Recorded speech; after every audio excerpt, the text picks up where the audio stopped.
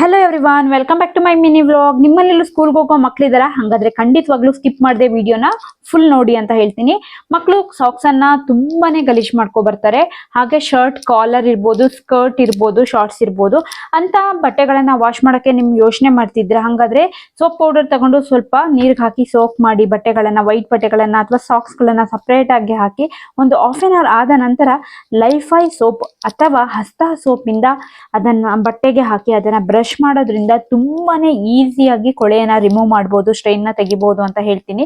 ಶುದ್ಧವಾದ ಬಿಳಿ ಬಣ್ಣಕ್ಕೆ ಮತ್ತೆ ಆ ಬಟ್ಟೆಗಳನ್ನ ತರಬಹುದು ಅಂತೀನಿ. ಪ್ರತಿ ಮಕ್ಕಳು ತುಂಬಾನೇ ಗಲೀಜ್ ಮಾಡ್ಕೊ ಬರ್ತಾರೆ.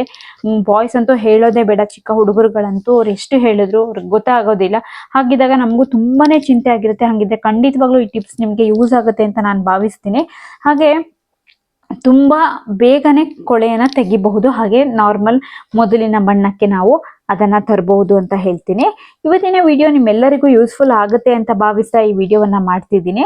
ನೋಡಿ ಯಾವ ಕಲರ್ ಬಂದಿದೆ ಅಂತ ಕೂಡ ತೋರಿಸ್ತೀನಿ. ನೋಡಿ, ಶುದ್ಧವಾದ ಬಿಳಿ ಬಣ್ಣಕ್ಕೆ ತಿರುಗಿದೆ. ಹಾಗೆ ಫಸ್ಟ್ ನಾನು ಲೈಫೈ ಅಲ್ಲಿ ತೊಳ್ಕೊಂಡೆ. ಈಗ ಹಸ್ತ ಸೋಪಿಂದ ವಾಶ್ ಮಾಡ್ಕೋತಾ ಇದ್ದೀನಿ.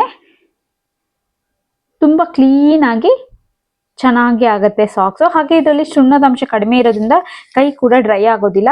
ವಾಶ್ ಆದ ನಂತರ ಸಾಕ್ಸ್ ಗಳನ್ನ ತೋರಿಸ್ತಾ ಇದ್ದೀನಿ. ನೋಡಿ ಎಷ್ಟು ಕ್ಲೀನ್ ಆಗಿದೆ ಅಂತ.